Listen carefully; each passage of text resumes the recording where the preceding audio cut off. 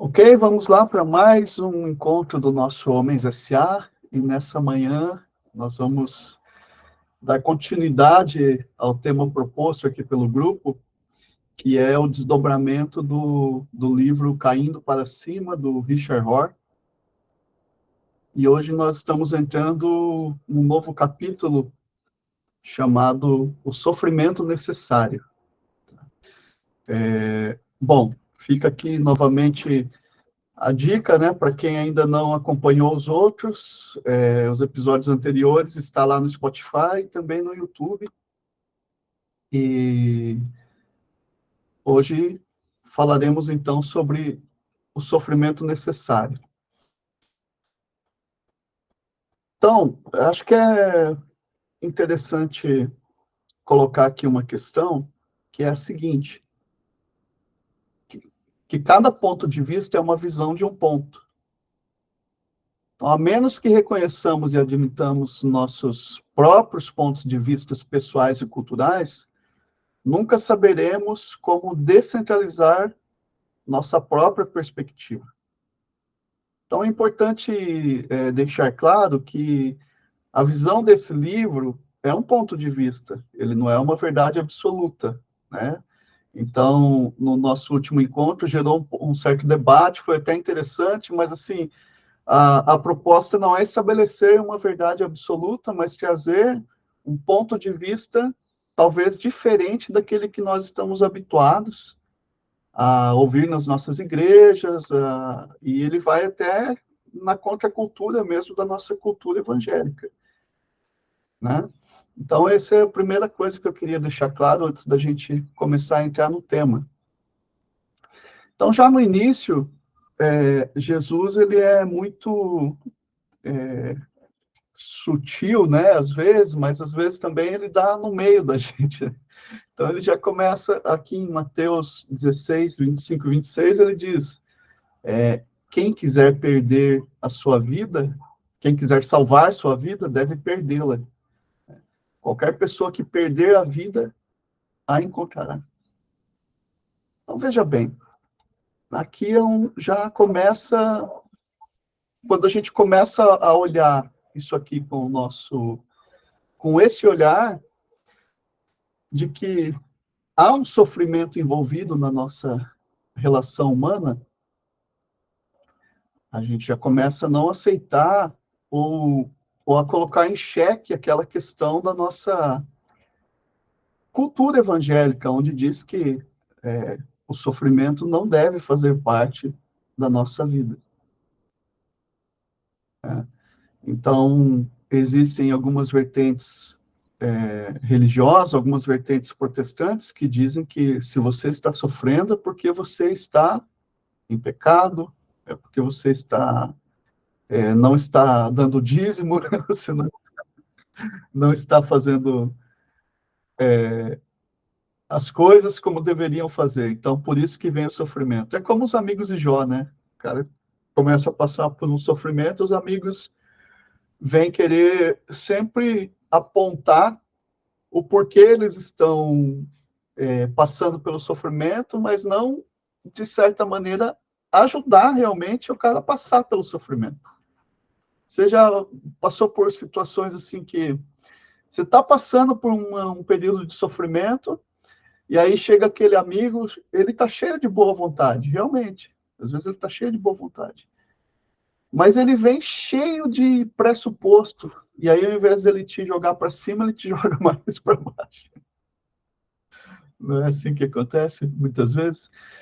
Então, Jesus vai dizer, olha, cara, o sofrimento vai fazer parte, porque se você quiser salvar a sua vida, não vai dar certo. Deixa que da tua vida eu cuido e perde ela mesmo. Fica aí em segundo plano. Mas e aí, como lidar com esse nosso ego que diz que eu tenho que ser o primeiro sempre? Né? Então, isso é o que a gente tá dizendo aí.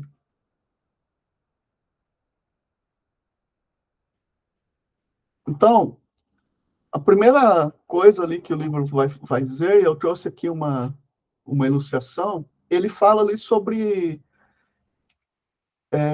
que uma das primeiras coisas são os ritos de passagem que acontecem na nossa vida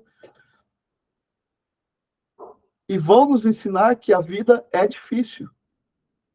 Quando você começa a entrar em certas... essa primeira mudança, né, da fase ali da adolescência, você vai entrando na fase da adolescência, você já vai sendo ensinado que a vida é difícil. E nas tribos você vê muito isso, esses ritos de passagem. Então eu coloquei aqui um exemplo, não está lá no livro, mas eu trouxe aqui, que é esse bull jumping, que é o pular os bois aí dessa tribo Amar da Etiópia. Então o que eles fazem? É uma cerimônia de salto em touro, que é o culminar de um rito de passagem de 3 dias para um menino, conhecido como Ukuli, que está em transição para a idade adulta. Então, é um evento muito aguardado na comunidade e um símbolo de prontidão do jovem para as responsabilidades adultas.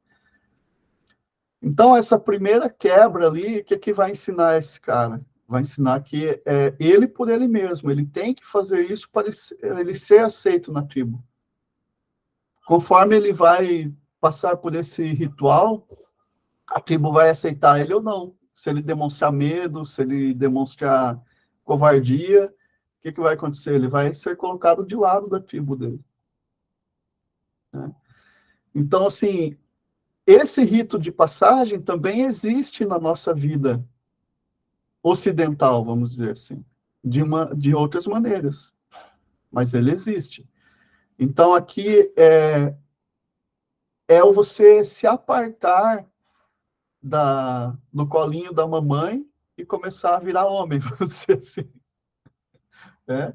Então, cara, quantas vezes a gente vê aí homens de 40 anos no refúgio do colinho da mamãe, que ele não sabe tomar decisão nenhuma, porque ele foi criado na cultura do lar, foi criado para tudo ele depender da mãe, ele não consegue, da mãe ou do pai, seja o que for, ele não consegue tomar suas decisões, e ele não consegue passar pelo sofrimento necessário. Eu posso dizer para vocês assim, uma coisa assim que foi muito emblemática na minha jornada foi o seguinte: teve uma época que eu passei por uma fase muito difícil assim de desemprego e tal. Tava, cara, fiquei 1 ano e meio desempregado, depressão, foi um caos assim a minha vida. Filho pequeno, né? Meu filho ainda estava pequenininho lá, com 6, 7 anos. E aí a minha mãe me chamou e falou assim: olha, deixa eu te falar uma coisa aqui. Esse sofrimento aí é teu. Eu não vou poder assumir isso para você. Que eu já tenho aqui a minha família, o teu pai, que meu pai estava doente na época, né, com AVC, tinha tido um AVC bem recente. Então agora é você que vai ter que lidar, eu não posso. E aquilo na época eu não entendi muito bem. Sabe, eu pensei assim, nossa, uma mãe falando, mas foi, cara, foi o momento de ruptura necessário que eu precisava ouvir para poder entender isso aqui, que a vida é difícil. A vida é dura mesmo. E quem tem que lidar com isso sou eu, não é os outros. Não é minha mãe, não é meu pai, não são meus irmãos. Então, vamos lá. O Richard Rohr também coloca no livro uma ideia interessante, que a igreja peregrina ela deve servir como um caldeirão de transformação. Que ela vai te manter tanto do lado... Aí ele coloca aqui essa frase dele: mantendo-me dentro do lado escuro e do lado iluminado de quase tudo, e me ensinando o pensamento não dual a sobreviver. Também me mostrou que nem eu, nem as próprias igrejas realmente vivem muito do verdadeiro evangelho. Pelo menos o suficiente para realmente mudar nosso estilo de vida atual. Então, ele diz o que a igreja deveria ser, mas o que a igreja não consegue ser. o que nós, como igreja, não conseguimos ser. A gente fala, fala, fala, tem muitas ideias, mas, de fato, a nossa plateia, às vezes, não absorve, e a gente não consegue também comunicar a ideia que a gente está pensando que está comunicando. Então, fica um balaio de gato. E a gente não consegue, por mais que a gente fale a igreja é madura, não sei o que e tal, entende? E a gente... Foi isso mesmo, Wagner. Foi um pouquinho depois dessa fase, dessa época que vocês estiveram aqui, tá? 20 anos atrás.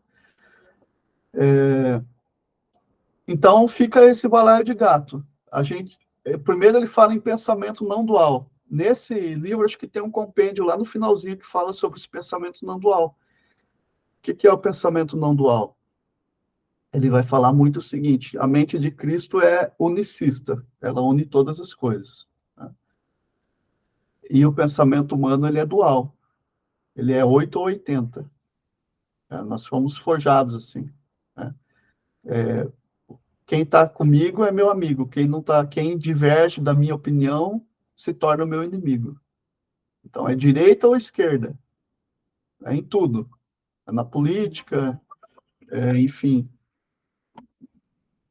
E o desafio é você não viver baseado em pensamento dual. Porque quando você vive baseado em pensamento dual, o que acontece? Por exemplo, vamos pegar na religião. Na religião, então lá a igreja tem a sua cartilha. Quem cumpre os ritos da cartilha é o cara certinho. Quem não cumpre os ritos da cartilha, automaticamente o grupo exclui ele. Entendeu?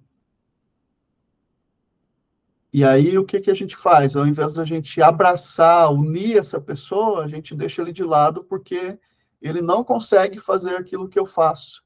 Ele não consegue cumprir aquilo que eu cumpro, então, automaticamente, ele não é tão bom quanto eu. E aí, a ideia da igreja é ser esse lugar de transformação. Né? Pode falar, Evandro. Automaticamente ele não tem o mesmo compromisso que eu tenho. Então, uma pessoa que não tem o mesmo compromisso que eu tenho não pode ter os direitos que eu tenho dentro da comunidade. É essa leitura, não é que o cara não... Exatamente. Exato. Ele é excluído pelo grupo, né? E, às vezes, o cara que é o pastor da igreja, da comunidade, que é o cara que deveria incentivar esse cara a estar unido, ele faz o quê? Ele é o primeiro a excluir esse cara. Tá? Então, aqui nesse tempo, ele está convidando a gente a enfrentar o sofrimento necessário como parte da nossa jornada de fé e de autodescoberta. Então, as nossas igrejas, elas precisam passar por essa...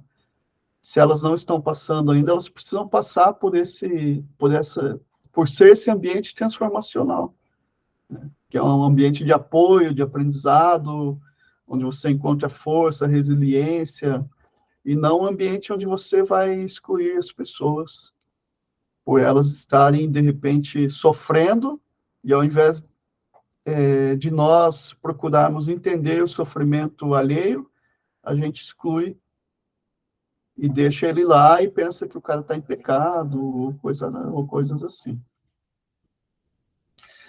Então, a própria criação, o mundo natural, já crê no Evangelho e vive o padrão de morte e ressurreição. Né? A natureza já entendeu isso daqui, que o sofrimento necessário, ela é parte do ciclo da vida. Eu quero só pegar uma citação de outro livro aqui, para ser um pouco herético para alguns aí, é um livro do Caio Fábio, que fala sobre o que o sofrimento ensina, tá? Então, ele diz assim, olha, a, a dor é concreta e objetiva, o sofrimento é subjetivo. O sofrimento é a interpretação da dor.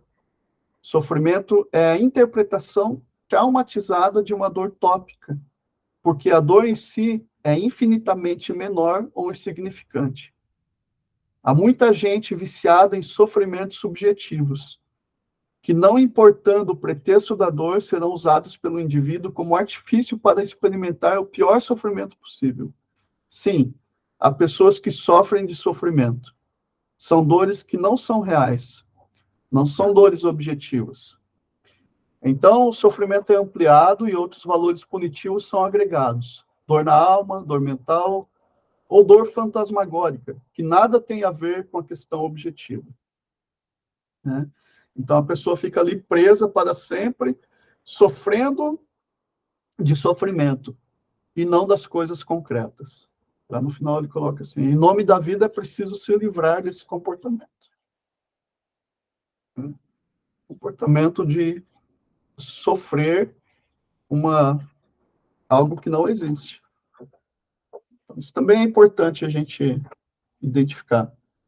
O Evandro levantou a mão de novo ou é daquela hora, Evandro? Ah, tá. Então, beleza.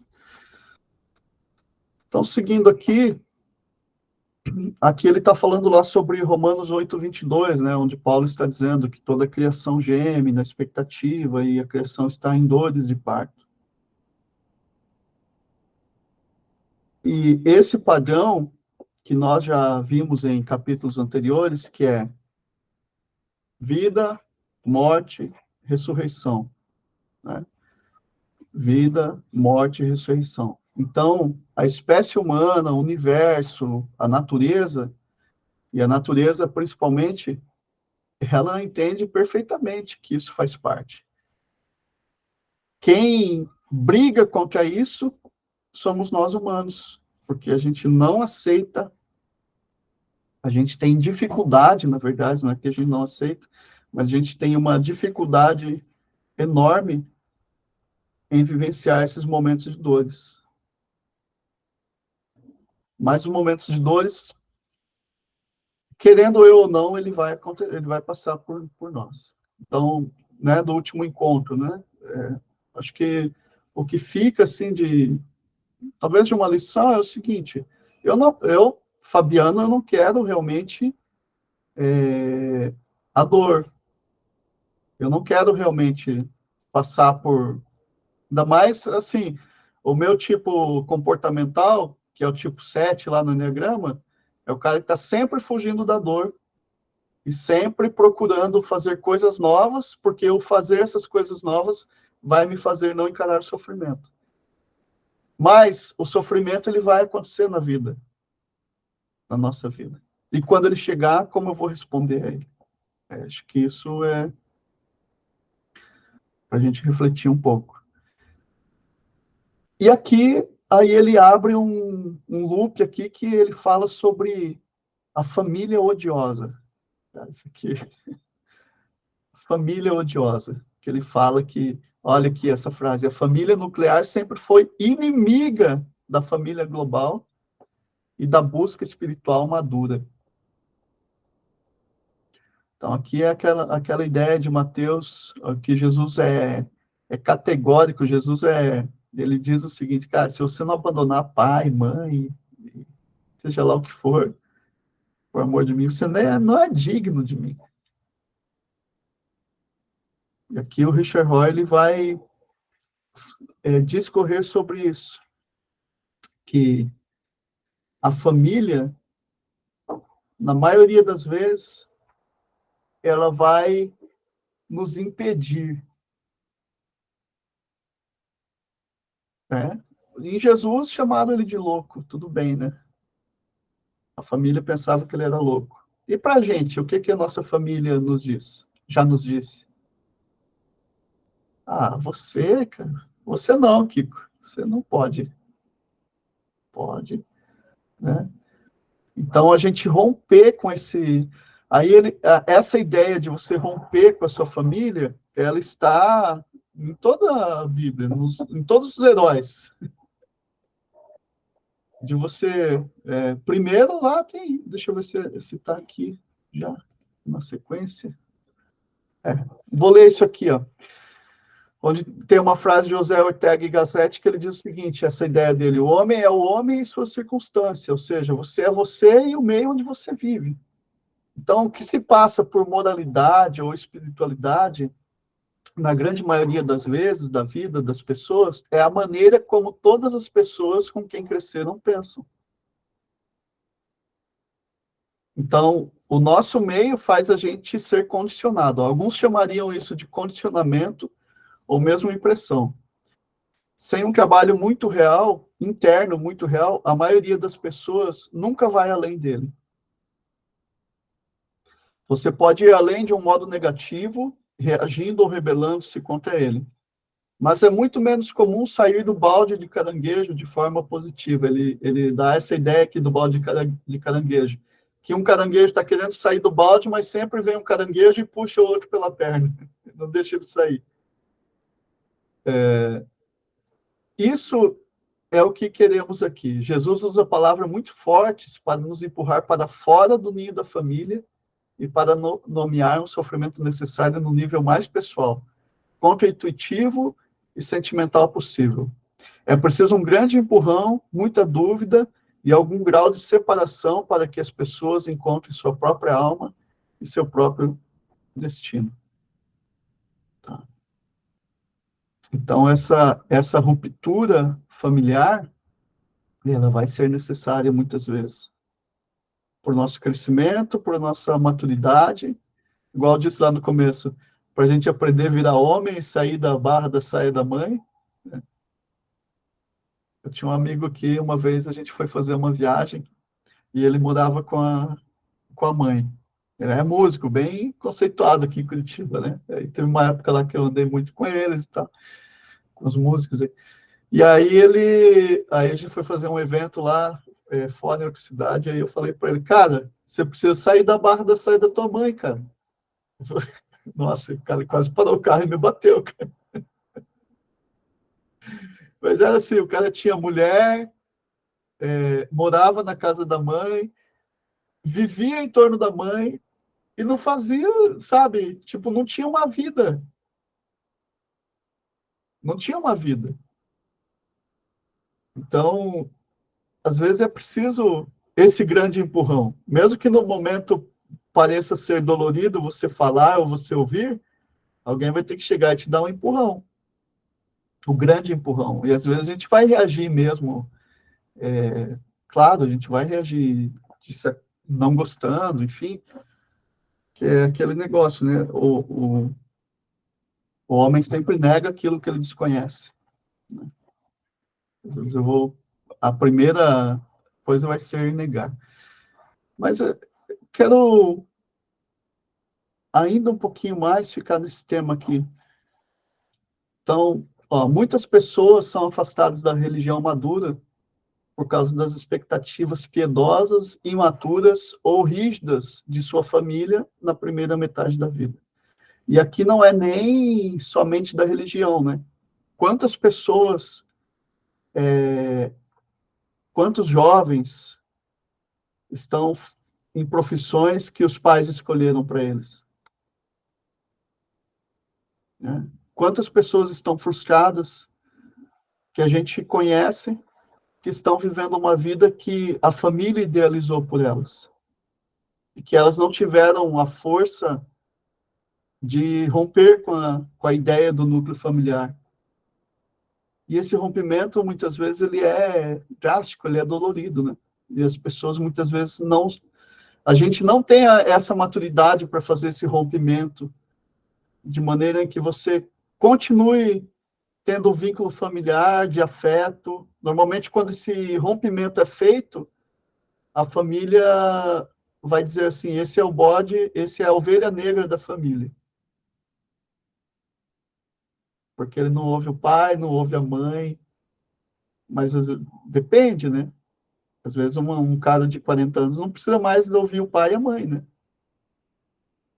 Ele já pode caminhar sozinho com as próprias pernas. Então, voltando, até mesmo Jesus, cuja família pensava que ele era louco, está lá em Marcos 3:21, teve que enfrentar esse dilema em primeira mão. O próprio fato do evangelista arriscar associar a palavra louco a Jesus mostra como Jesus certamente não estava seguindo o roteiro esperado e principal para a sua cultura ou religião. Então, é essa importância de romper com as expectativas da família e da sociedade para encontrar nossa própria alma e destino, que o Richard Rohr coloca aqui. Né? Então, essa família nuclear, voltando aqui, ela pode ser inimiga da família global e da música espiritual. Então, já nos primórdios do evangelho, da nossa cultura aí, Deus chega para um cara chamado Abraão e fala: sai da tua terra, da tua família, da tua parentela. E aí ele vai para essa jornada, que eu acho que a jornada de Abraão ela é muito próxima da nossa jornada, porque no caminho ele leva, ele já leva gente que Deus falou para ele não levar, já no partir dele. Deus fala para ele não levar ninguém. Leva as malas. Bom dia, Nancy. E ele já leva as malas ali, que lá na frente vai dar problema para ele. Né? Lá na frente vai dar problema. Depois ele mente. Ele mente com medo lá e até entrega a mulher dele lá pro rei lá do Egito. Né? Então, assim, é uma jornada muito similar à nossa de transformação, porque ele sai de ser Abrão até se transformar em Abraão. Mas no percurso dessa transformação, ele aprende que o rompimento deveria ter sido feito com a cultura, com os pais, enfim. Ele aprende a duras penas. Mas, assim, ele não tinha livro, né, para ensinar ele não tinha um debate como esse aqui, ele não tinha a Bíblia, ele não tinha nada, cara. Né? Era ele por ele e só. Então, quem sou eu para julgar Abraão, né? Então, vamos lá. Então, a pergunta que fica é essa reflexão sobre a necessidade, né? Basicamente, o livro todo ele está dizendo, e eu acredito que a Bíblia, muito dela também fala sobre isso, sobre você abandonar teu falso eu e ir em busca do verdadeiro eu, e ir em busca da nova criatura. Então, quanto falso eu você está disposto a abandonar para encontrar o seu verdadeiro eu? Então, lá no início, lá ele vai dizer, no livro dele, ele vai dizer que Jung diz sobre que quando as pessoas não aceitam o sofrimento legítimo, aí vem outros tipos de sofrimento para fazer com que a gente aprenda. Então, como disse aí o Rômulo, que hoje não está na sala, trazendo uma citação do Wesley Cavaleiro, né? O amor e o sofrimento são grandes escolas. O sofrimento, é claro, pode nos levar a uma de duas direções. Pode nos tornar muito amargos e nos fechar, ou pode nos tornar sábios, compassivos e totalmente abertos. Nossos corações se abrem porque foram amolecidos, ou talvez porque o sofrimento nos faz sentir como se não tivéssemos mais nada a perder. Muitas vezes nos leva ao limite de nossos recursos internos, e é aí onde caímos nas mãos do Deus vivo. Ok? Então, essa é a reflexão dessa manhã, do nosso encontro, e a pergunta que fica é: o que eu estou disposto a abandonar para encontrar essa nova criatura, esse Abraão que está dentro de mim? Vamos lá. Quem quiser abrir o microfone, fique à vontade. Kiko levantou a mão, pode falar, Kiko. Eu acho interessante essa questão do aprendizado e muitas vezes a gente quer que os nossos filhos aprendam, mas nós não os deixamos ir, né? Eu tive várias experiências em relação a isso, que no passado eu participei aqui em Maringá do movimento escoteiro, fui chefe escoteira, minha esposa também foi chefe escoteira, e a minha filha mais velha, nós colocamos no movimento escoteiro aos 6 anos de idade, até por indicação da forma onde eu fui discipulado por missionários da Igreja Missionária Unida, né, que eram americanos, e lá nos Estados Unidos o movimento escoteiro é muito forte, né, e eu ouvia muita crítica de dentro da igreja, por ter nascido num lar cristão, né, que o movimento escoteiro tinha vindo da maçonaria.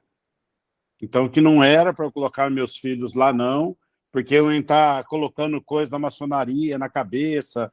É por isso que eu falo, dentro da igreja a gente escuta de tudo, né? Aí o que eu fiz? Eu fui lá para conhecer o movimento escoteiro, né? Para quebrar esse paradigma. Eu já trabalhava no Rotary, né, no terceiro setor, na área de relações públicas, né?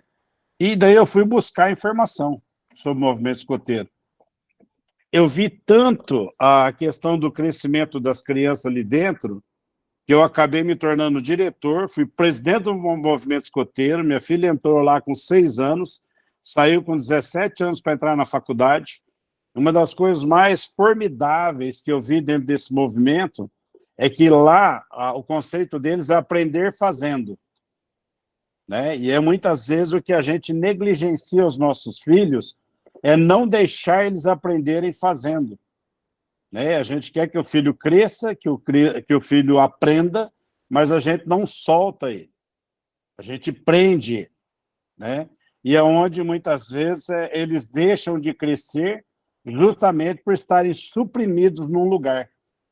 Eu me lembro até hoje que quando eu fui levar minha filha no aeroporto, com 12 anos de idade, botei um crachá no peitinho dela, ela pegou um avião, foi para São Paulo, de São Paulo foi para Porto Alegre e ficou 10 dias no acampamento, sozinha, com 12 anos. Para mim foi difícil aquele soltar, né? Foi complicado, porque hoje você vê pais que têm filho com 30 anos e não solta, né? Não vai aprender a andar, não vai passar pela dificuldade, não vai passar o medo, não vai passar nada, e não vai aprender, né? Então, eu acho que é só uma reflexão para nós, né? Lógico que a gente, como pai, como mães, né, a gente tem aquele zelo, aquele cuidado, né? A gente tem que tomar muito cuidado em não prender demais, porque senão é aquela questão, né? Criança que muito fica no colo não aprende a andar, né? Então, que a gente tem que tomar muito cuidado em relação a isso, e não tem outra forma de aprender do que fazendo, sabe? Não, é impossível, né? E muitas vezes a gente está ensinando coisas que nós não fizemos, né? Eu estou passando por um período de transição em alguns negócios que estavam a 3.000 por hora, veio essa situação política que nós estamos vivendo no Brasil, não estou falando aqui de partido político, estou falando de momento, né? Os meus negócios caíram quase 90%. E eu estava assim, surfando na crista da onda, e de repente, a hora que você faz a última onda, aí vira uma lagoa, não tem mais nenhuma onda para você surfar, né? E você sofre com isso, porque você fala, nossa, estava tudo construído, estava tudo acontecendo, e eu tenho que começar do zero. E muitas vezes a gente, como gestor, a gente que trabalha com treinamento, o Nascimento aí, que é professor, é treinador também, né, dá consultoria em empresas, e muitas vezes a gente está acostumado a fazer isso com a empresa dos outros, e a hora que vai fazer com a gente balança. A gente entra assim, ó, num redemoinho, a gente não sabe para que lado que corre. E é quando a gente sente a dor que a gente acha que não é que não precisa, né? Como cristão, já fala, nossa, como Deus pode permitir que eu passe por isso, né? Eu vou ter que me exercitar para fortalecer os músculos para poder sair dessa, né? E esse estudo que a gente está fazendo, eu acho que é a 4ª ou 5ª semana depois que retornou, está me ajudando muito a entender um lado não fantasmagórico que nós temos da vida cristã. A gente que acha que o cara aceitou Jesus, agora ó, é tudo 10, não vou ter mais problema. Não entra nessa. Né? Que fala, apóstolo Paulo fala, né, que nós vamos passar por aflições. Mas nós temos que lembrar que nós temos um Deus acima de nós que nos dará a direção. Então está na hora de ajoelhar, orar e pedir que Deus nos oriente e que a gente, capacidade nós temos de sobra, a gente só tem que enxergar que nós temos que pôr a mão na massa para a coisa acontecer com a bênção de Deus. Amém? Obrigado, Kiko, pela tua contribuição aí. Tem um ponto aqui que eu quero ler, que está lá no livro, que ele diz assim, ó, dentro dessa tua ideia que você trouxe no começo da tua fala. Em vez de nossa mentalidade de não saia de casa sem isso, o lema dos grandes espirituais parece ser saia de casa para encontrá-lo. E, claro, eles nunca estavam falando principalmente apenas sobre a casa física, mas sobre todas as validações, seguranças, ilusões, preconceitos, pequenez e mágoas também, que o lar e a família sempre implicam. Tá? Então é isso. Quem quiser aí pode abrir o microfone e falar. Vai lá, Evandro. Uma coisa que eu estava pensando aqui é assim, ó.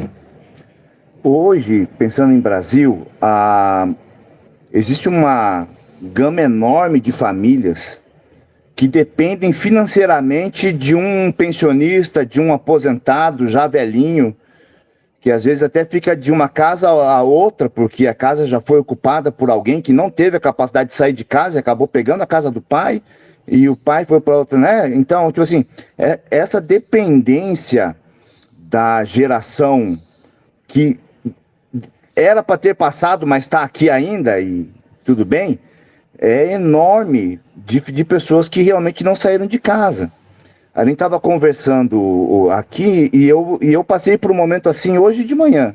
Eu peguei o carro, entrei e falei assim, pô, como é que eu vou resolver isso? Eu liguei para uma empresa que seria minha mãe, para dizer assim, olha, eu preciso do dinheirinho desse mês antecipado para poder terminar o trabalho. E aí a gente começou a falar que, pô, às vezes a gente tá aí nessa de não ter como resolver os problemas, de não... É mais fácil pedir do que resolver o problema, né? Tudo bem, eles me devem, eu já trabalhei e coisa e tal, para lá, mas o ciclo se repete, a gente só muda a mãe, né? Então, são momentos bem interessantes.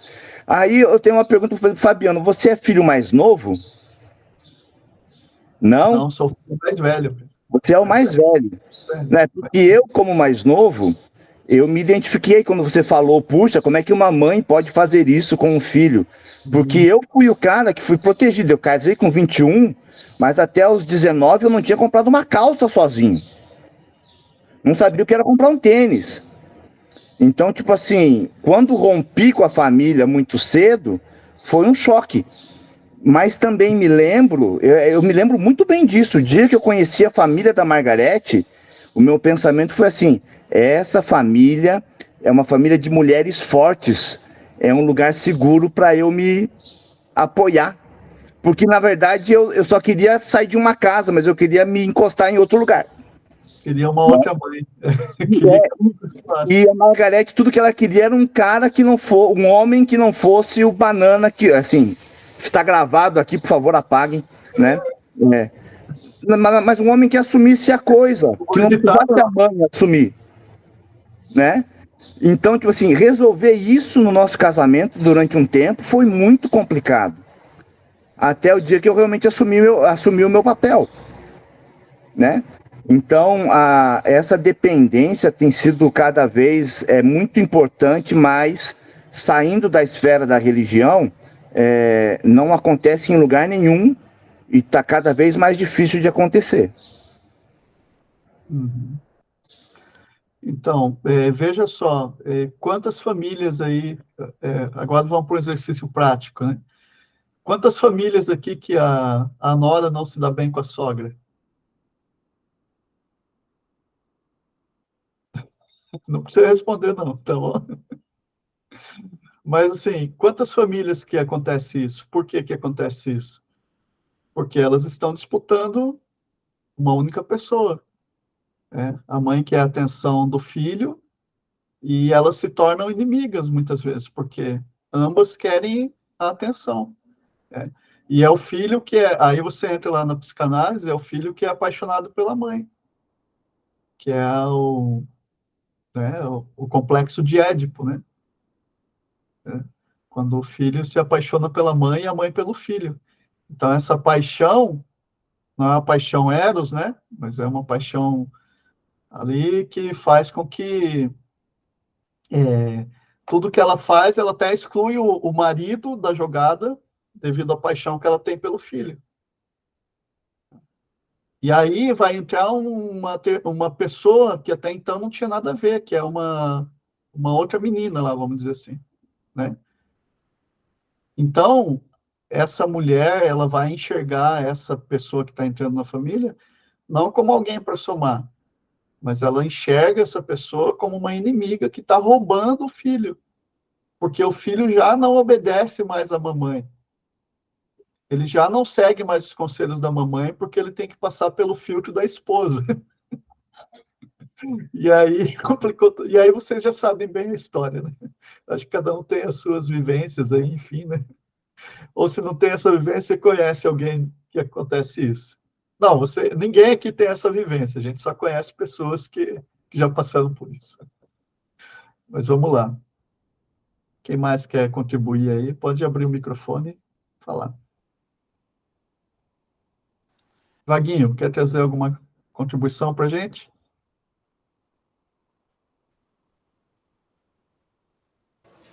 Tudo bem? Bom dia. Novamente. Tá me ouvindo bem? Tá Certinho. bom. Acabei de descer do meu deslocamento, né? A palavra chique para a condução. Estou na Armênia aqui agora. Mas hoje eu vou ficar ouvindo, Fabiano. Tá bom. Ouvinte, tá bom? Obrigado. Tá. À vontade, obrigado. Estou ensaiando. Tá bom, fica à vontade.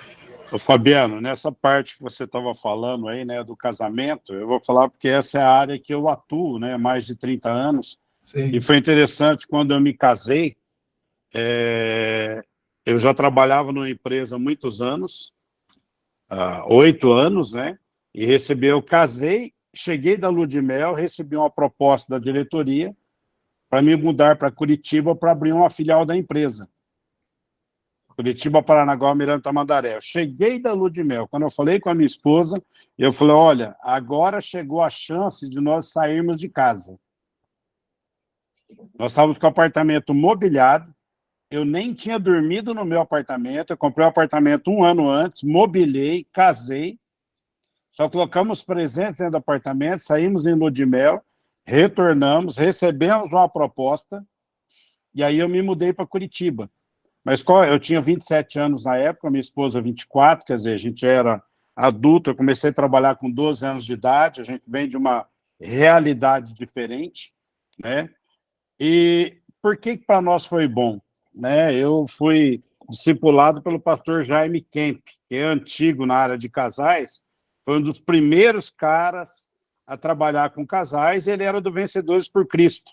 Né? Agora eu me entreguei, que eu sou velho mesmo, né? Porque eu sou da época do Vencedores por Cristo, fazer serenata com violão, né, Alexandre? Nós somos da velha guarda aí, disso aí, né? E o negócio que eu achei interessante, porque eu sempre, nos cursos de casais que a gente dá até hoje, o cara fala assim, não, Kiko, mas qual que é a distância boa para eu morar do meu sogro, da minha sogra, do meu pai e da minha mãe? Eu sempre falo, ó, nem tão longe que as pessoas cheguem de mala e não tão perto que as pessoas possam ir de pijama. E isso é uma realidade. Eu casei, me mudei para Curitiba, longe dos meus pais, longe do meu sogro e da minha sogra, e fomos viver a nossa vida, né? Sofremos, né, com a separação, né, porque a vida toda a gente próximo da família. Eu, como filho caçula, como diz as minhas irmãs, né, o único que foi criado no leite ninho na época, que era coisa de rico, né, e sempre do lado da mamãe. Mas, por incrível que pareça, nós tivemos uma boa experiência, porque a minha esposa, né, sempre se deu muito bem com a minha mãe faleceu fazem 8 anos, eu tenho 4 irmãs, tá? E quem cuidou da minha mãe até a morte não foi nenhuma das minhas 4 irmãs, foi a minha esposa, que dava banho na minha mãe, que cuidava da minha mãe, que ficava com a minha mãe no hospital, né? E o porquê que isso é importante para mim, né? A minha mãe foi o primeiro amor da minha vida, né? O segundo amor de todos nós aqui foi nossa professora, não foi nossa namorada, né? O segundo amor da maioria dos homens foi a professora na escola, né? E a minha esposa, o terceiro amor da minha vida, né? Mas é interessante a gente ver, né, que quando você tem uma esposa que trata bem a tua mãe, o teu pai e a tua família, é muito fácil você se apaixonar e amá-la. Porque é diferente, é difícil o rompimento da família. Só que é bíblico, né? Deixai pai e mãe. E não está escrito uma vez só na Bíblia, são várias vezes que está escrito. E se não tiver isso, não haverá crescimento, né? A pessoa não vai ficar forte, firme, para ter um relacionamento duradouro, né?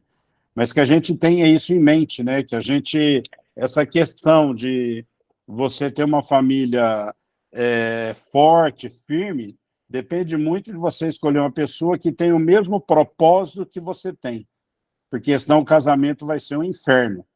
Eu falo para todo mundo, quando eu dou curso de noivos, eu tive a oportunidade de dar curso de noivo para o Alexandre, né? Quando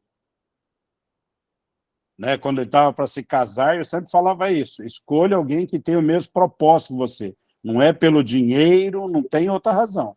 Porque se tiver propósitos diferentes, vai ter uma vida conflitante, né? E a mesma forma nós dentro da igreja, né? Qual o propósito que você tem dentro da igreja? Além de aceitar a Cristo, ouvir a palavra e de servir no ministério, você tem propósitos? Né? Que se a gente não tiver uma vida com propósito, é complicado. E na vida profissional também, uma coisa que o pessoal estava falando aí agora, às vezes a gente não rompe com uma empresa A, B ou C, porque você tem como ir lá, às vezes, se você está muito ligado e está apurado, estou precisando de 2.000, 3.000, e a empresa te antecipa ali, pega ali, você está amarrado numa vaquinha, pegando esse leitinho, enquanto essa vaquinha não cair na ribanceira, meu amigo, você não vai crescer profissionalmente. Então, empurra essa vaquinha para a ribanceira e vai procurar o teu caminho. Tá bom? Um abraço. Obrigado. Vamos lá, temos alguns minutos ainda. Alexandre, quer contribuir com algo? Fique à vontade.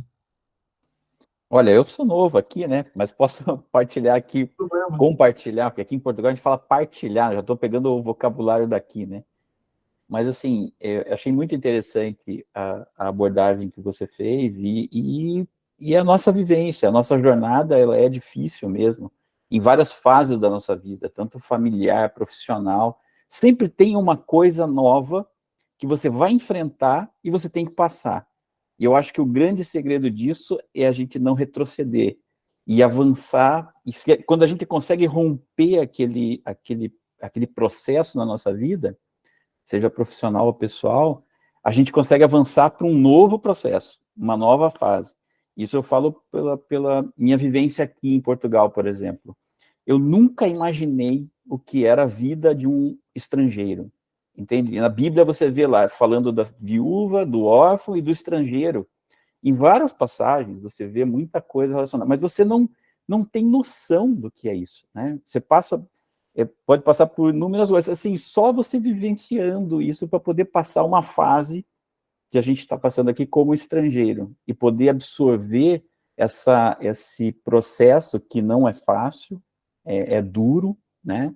Assim como outras fases na nossa vida, que a gente precisa passar e desenvolver, né? Como o Kiko mesmo falou, né? Quem me conheceu lá, quando eu era mais novo, casei com 18 anos, entende? Então, assim, cara, foi um processo duro, difícil, complicado, um desmamar aí da família, da mãe, e poder amadurecer, e ainda hoje, muita coisa Deus vai revelando e vai mexendo e transformando, e é uma jornada de vida que sempre vai ter um processo novo.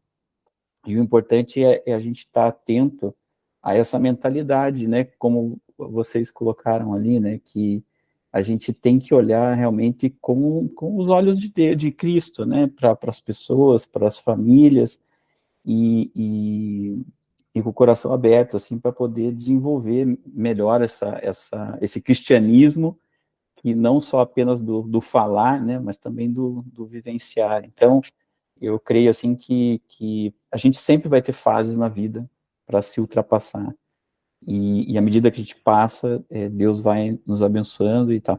E em relação aos filhos também, né? Porque se a gente não deixar eles terem a vivência deles, as experiências deles com Deus, com as dificuldades, e eles buscarem a Deus, não adianta.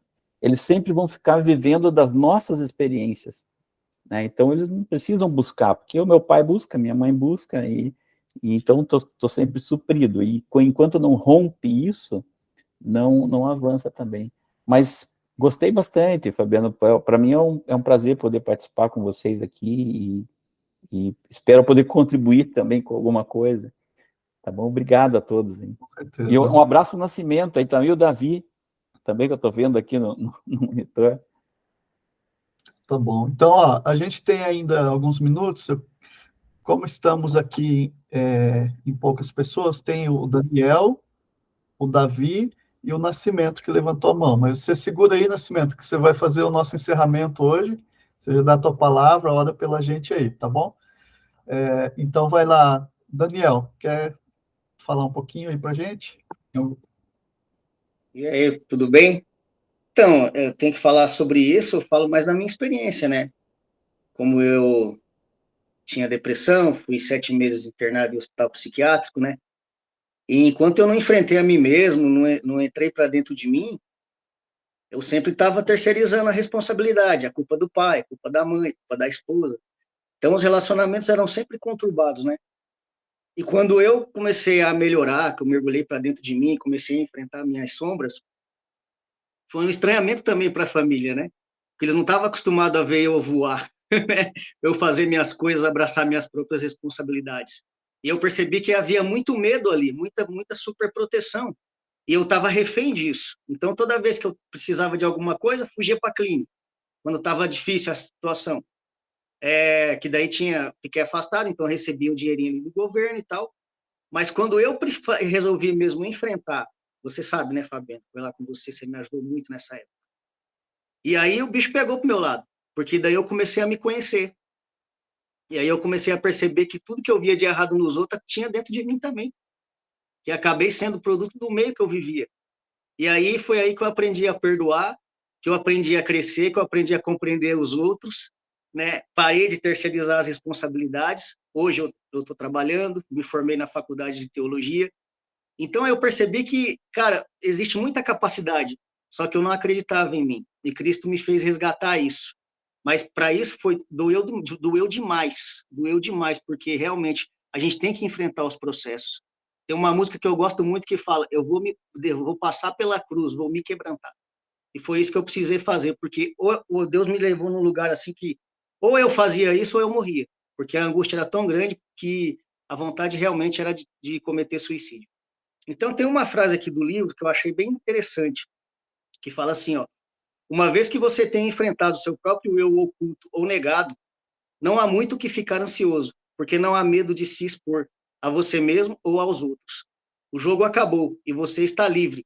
Você agora se tornou o tolo santo da lenda e da história, que Paulo parece dizer que é o estágio final, segundo Coríntios 11. Quando não há mais nenhuma pessoa para proteger ou projetar. Você não está tentando mais fazer com que ninguém veja quanto você é bom, você não está tentando provar nada para ninguém. Você é o que você é em Cristo.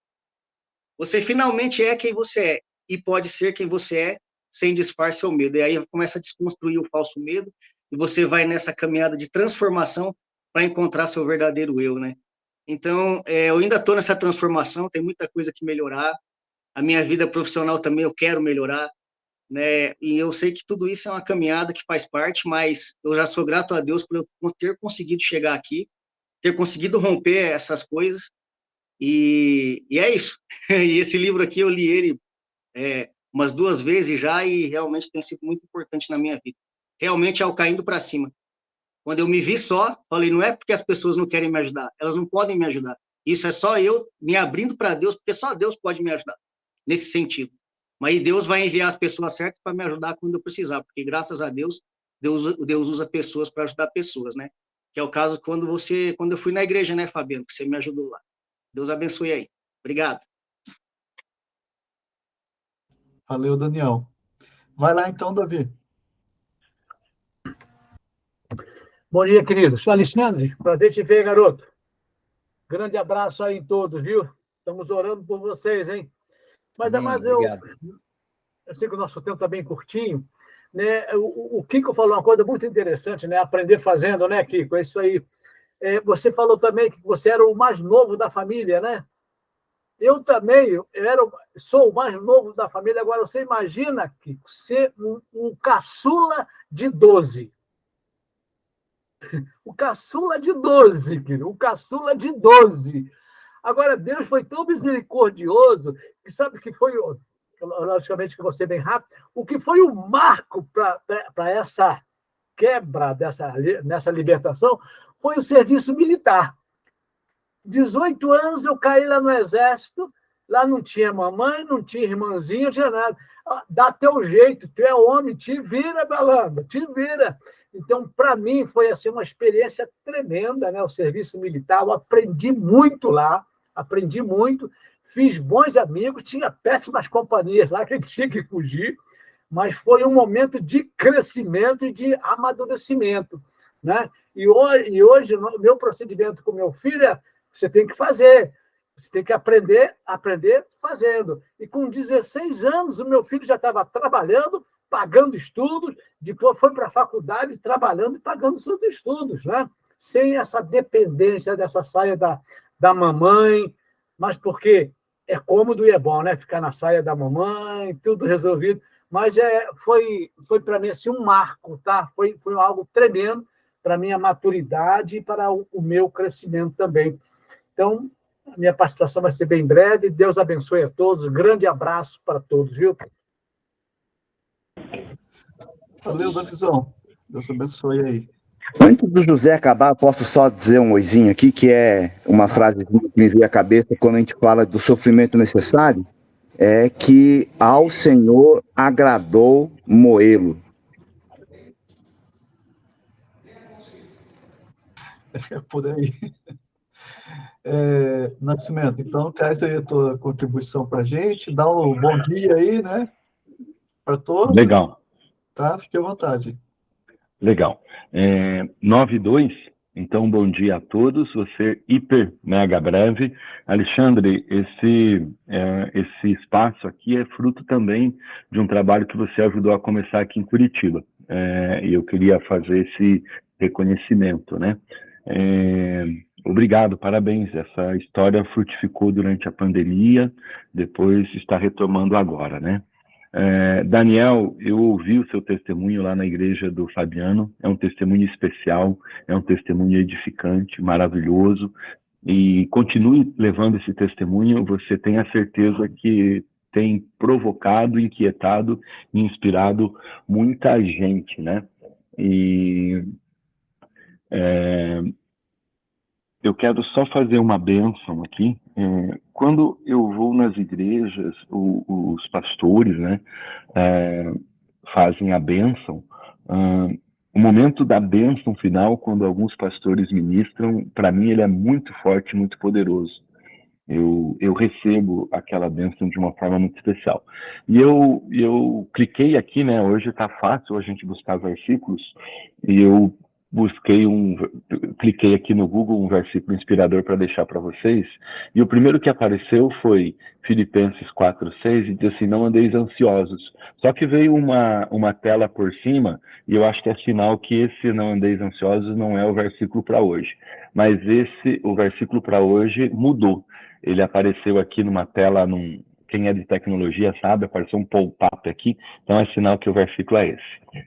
Ainda que eu andasse pelo vale da sombra da morte, não temerei mal algum, porque tu estás comigo. A tua vara e o teu cajado me consolam. Que esse pequeno verso, tão forte, tão poderoso e tão conhecido também, se faça, ao nascer desse novo dia, muito real na vida de cada um, independente da circunstância, do momento que você está passando. Querido Deus, em nome do Pai, em nome do Filho, em nome do Espírito Santo, Eu quero pedir, Senhor, que a bênção do Senhor esteja sobre a vida dos meus amigos e dos meus irmãos. Por tudo nós te somos gratos. E nesta manhã, Senhor, nós declaramos a dependência do Deus Pai, do Deus Todo-Poderoso. Que a graça de Deus, a consolação e a bênção do Espírito Santo, que todas as suas bênçãos espirituais, materiais, sentimentais, nas finanças, que o propósito e que a prosperidade, num sentido amplo da palavra e do divino, esteja sobre as nossas vidas, sobre a minha vida e sobre a vida dos meus irmãos, para todo sempre. Que cada um vá, prospere e frutifique. Em nome de Jesus, amém. Amém. Obrigado, meu amigo. Então é isso, pessoal. Nos vemos daqui 15 dias. A gente está abrindo ali no nosso site um blog ali para ter algumas postagens. Eu vou enviar um compêndio aí para a gente ler sobre um pouquinho sobre o que a gente falou hoje, está dentro do que eu vou enviar ali. O Nascimento também vai escrever algumas coisas ali sobre liderança e mais algumas pessoas, tá bom? Deus abençoe vocês. Tenham todos um bom dia aí. Deus abençoe. Bom dia. Na paz. E Vaguinho, estamos te esperando aqui já, hein? Ah, que legal.